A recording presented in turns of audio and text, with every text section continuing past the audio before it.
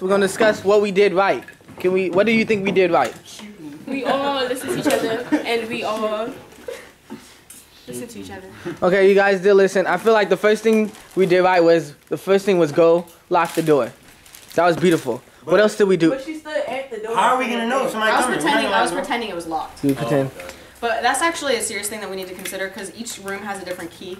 And so, like, I couldn't actually lock Miriam's door right now because I don't have a key to her door. Yes. And so when we're in club, I won't have been able to actually lock it. Yeah, so we do have that prepared for, we would have the keys to each door we have a Young Life at. Yeah. You lock it from inside or outside? Outside, so the person can. What else did we do right, do you think? Responded quickly. Responded quickly. Y'all got on the floor. Not too quick. Good job. What do you believe we did wrong? What you think we did wrong? Yeah. We didn't pray. Oh, aren't you supposed to get up against like that wall? Bingo. Yeah, you're supposed to get up against the opposite so they won't see you. That's what I want. Yep, the corner. So, once again, yes, Ann, you did, but why did you not communicate as a student leader? She didn't worry about us. She Yeah. don't care. She Okay. want to be safe. So this is where it gets important. Here you go, Nick.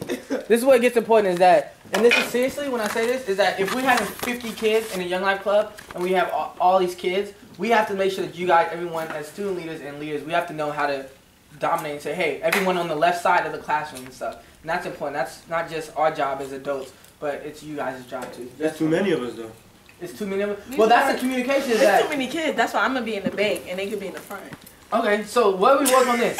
So I think the first thing we should do, I think the first thing we should do is that, we need someone to make sure they call 911. So do we have one person? We have no phone. I got you. No Responsibility. internet access. We're gonna give it to Mark as the I'm a brave kid. Yeah. You will when the students have you'll be the one to call 911. He's taking it big. Hey, see, this is what I'm saying. We want to prepare so everyone's ready for a school shooting.